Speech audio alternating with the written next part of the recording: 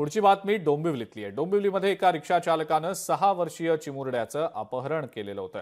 अपहरण करतानाची सगळी घटना जवळच्याच एका सीसीटीव्हीमध्ये चित्रित झाली होती। पोलिसांनी केवळ 3.5 तासातच या चिमुरड्याची सुटका केली। 2 जणांना पोलिसांनी ताब्यातही घेतलं।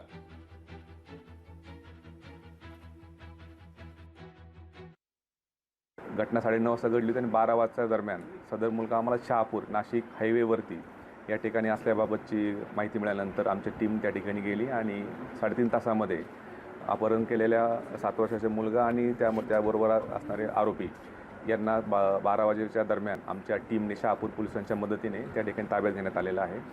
आत्तापर्यंत या सदरच्या गुन्ह्यामध्ये 2 आरोपींना ताब्यात घेतलेलं आहे।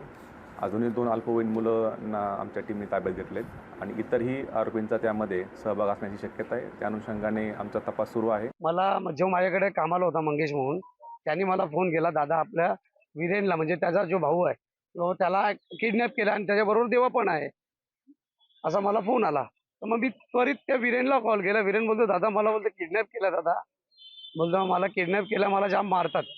आणि मग लगेच त्याच्या थोड्या वेळात लगेच त्यांचा फोन आला किडनॅपर लोकांचा कि सर बोलता तुम पैसा दो कि तो इनको छोड़ दूंगा और पुलिस प्रशासन के पास जाओगे तो मैं उनको मार दूंगा। लोकशाही मराठी ऐका, पहा, जागरूक रहा।